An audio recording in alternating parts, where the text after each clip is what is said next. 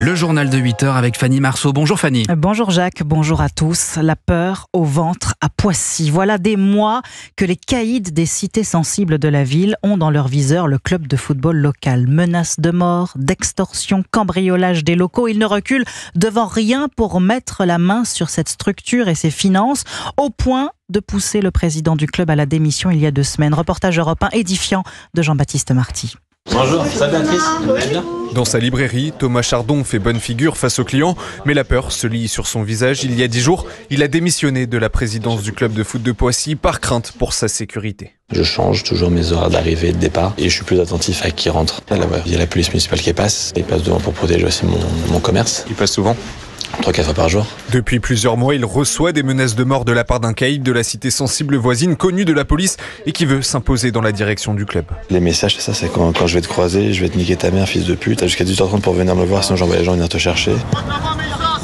Au stade de foot, à l'entraînement chronomètre en main, Mourad, l'entraîneur de la section senior, s'inquiète de la situation. Des jeunes du même quartier sensible multiplient les exactions visant le club. Il y a eu une tentative d'incendie ici sur le 2e stade. Tous les soupçons convergent vers des voyous de cette cité qui veulent s'emparer du club. 60 000 € ont également disparu. Pascal, père d'une jeune joueuse, craint pour la suite. Ils ont volé des chèques et de l'argent, des licences en début d'année. Et après, le club a recontacté les parents pour faire les règlements. Aujourd'hui, sans présidence, le Poissy FC se retrouve à la merci des voyous. Plus que jamais, les caïds de quartiers sensibles de la ville rôdent autour du club, attirés par l'aspect financier. Jean-Baptiste Marty, des clubs de football visés par le narcotrafic, le banditisme, le communautarisme, les violences, c'est une réalité vécue au quotidien et que dénonce ce matin sur Europe 1 Christophe Chiarello. Il est président du club de football de Seyss-Frouzin en Haute-Garonne. Il y a un fait de société dont on parle régulièrement. C'est le communautarisme qui s'est infiltré dans ce football amateur. On le constate par le biais d'insultes. Bon, ça fait pas partie du communautarisme, mais ça rejoint beaucoup de choses. Ce sont des gens qui veulent imposer une façon de fonctionner qui n'est pas du tout celle de nos valeurs. Alors, il y a une période de Ramadan qu'on va parler, que nous respectons, hein. Attention, c'est pas un problème. Mais dans cette période-là, les gens sont plus agressifs. Christophe Chiarello, invité d'Europe 1 matin, interview complète à retrouver sur europe1.fr. Gérald Darmanin poursuit sa quête de la prison idéale pour accueillir les 100 plus gros barons de la drogue détenus en France. Oui, le garde des Sceaux en visite dans un peu plus d'1 heure au centre pénitentiaire d'Alençon-Condé-sur-Sarthe, aujourd'hui dans l'Orne. Il fait partie des 4 établissements en lice pour être transformés en prison de haute sécurité d'ici le mois de juillet. Cela fait 10 ans qu'ils attendaient cette confrontation. Plusieurs journalistes et humanitaires français, anciens otages de Daesh, s'apprêtent à faire face à Mehdi Nemmouche, qu'ils accusent d'avoir été le geôlier de l'État islamique en Syrie. Oui, le procès de cet homme de 39 ans, décrit comme sadique, bavard, pervers, antisémite, s'ouvre devant la cour d'assises spéciale de Paris aujourd'hui. Déjà condamné à perpétuité pour son attentat terroriste contre le musée juif de Bruxelles en 2014, il encourt la même peine cette fois encore, Antoine Bienvaux. Oui, Mehdi Nemmouche comparaît aujourd'hui devant 4 journalistes français, mais aussi devant plusieurs humanitaires et journalistes étrangers qui ont tous été détenus par Daesh en Syrie. Torture, privation d'eau et de nourriture, ils ont souffert le martyre et désignent presque unanimement Mehdi Nemmouche comme l'un de leurs tortionnaires. Ils espèrent donc aujourd'hui que le terroriste parlera lors de son procès, comme l'explique Antoine Casubolo, avocat d'une partie des victimes. Mehdi Nemmouche a très peu parlé à l'instruction. Donc là, on espère qu'il peut peut-être nous donner des précisions. Mais si dans le box, il ne s'exprime pas, ceux qui vont venir à la barre vont dire qu'ils ont vécu les tortures, les visages de ceux qui ne sont pas revenus. Donc c'est un procès qui va être très important. Outre Mehdi Nemmouche, 2 autres hommes, Abdelmalek Tanem et Kaïs Al-Abdallah, comparaîtront dans le box des accusés. Ils sont eux aussi soupçonnés d'avoir facilité l'enlèvement des victimes en Syrie et d'avoir contribué à leur terrible détention.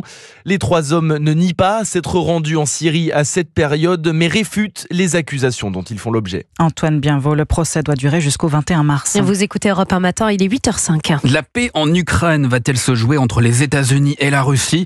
Depuis la semaine dernière, Donald Trump a mis les Européens sur la touche. Cette nuit encore, le président américain a assuré qu'il rencontrerait son homologue russe très bientôt en Arabie Saoudite. Le président ukrainien Volodymyr Zelensky, qui vient d'arriver pour sa part aux Émirats Arabes Unis, l'a mise en garde, je cite, « On ne peut pas faire confiance à Vladimir Poutine », assurant par ailleurs que celui-ci pourrait déclarer la guerre à l'OTAN si les États-Unis diminuent leur soutien à l'Alliance Atlantique.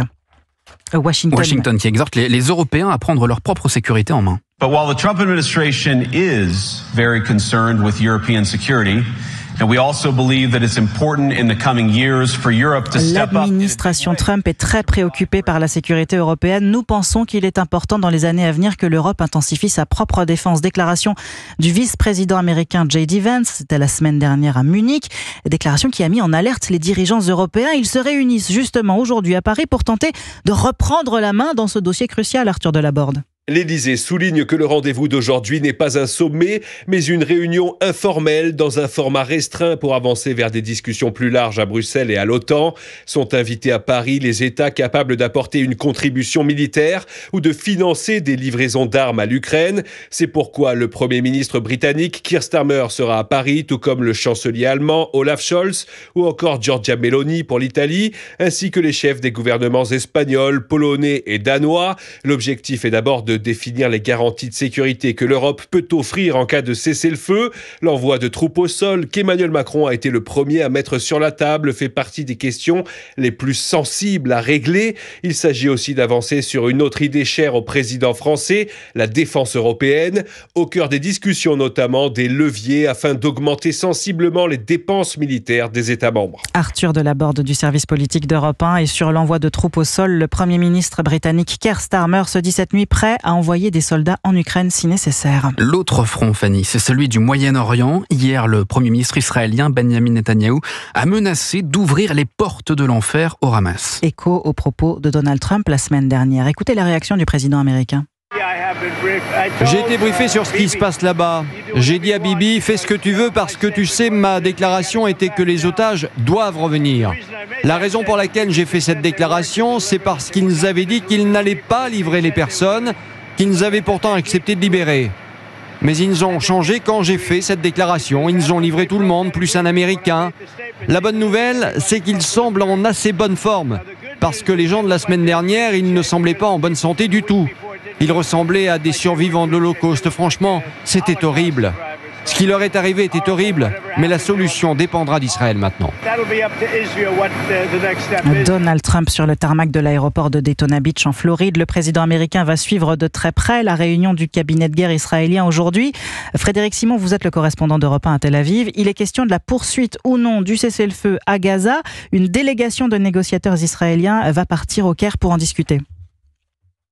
Oui, alors qu'il est le mandat de cette délégation est limité, elle ne peut qu'aborder la poursuite de la phase actuelle du cessez-le-feu qui doit en principe s'achever le 1er mars. D'ici cette date, 6 otages vivants doivent être libérés et 8 corps d'otages morts en détention restitués à Israël.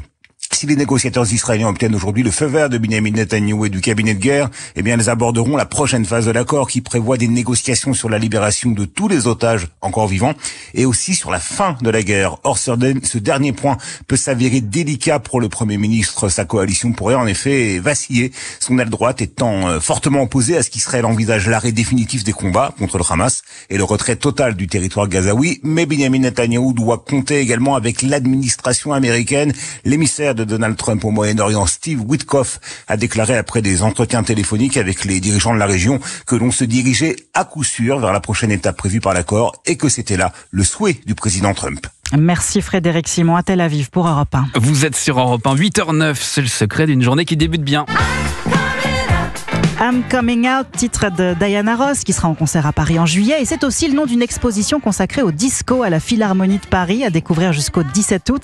Elle retrace l'histoire de ce style musical qui a fait danser le monde entier, DISCO sous toutes ses facettes. Reportage Mathis Lang.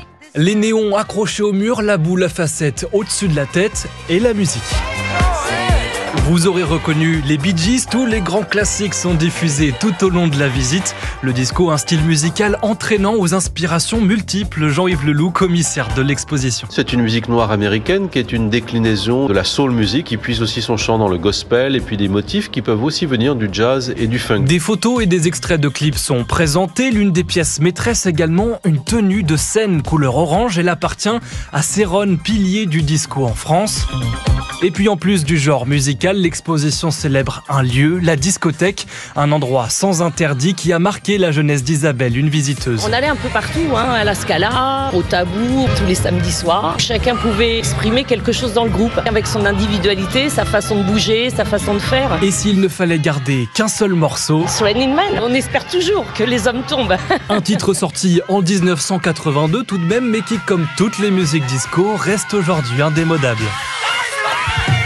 Mathis Lang, vous voilà chargé d'énergie positive pour toute la semaine sur Europe 1. C'était le journal de 8h de Fanny Marceau. Merci Fanny. Tout de suite, le député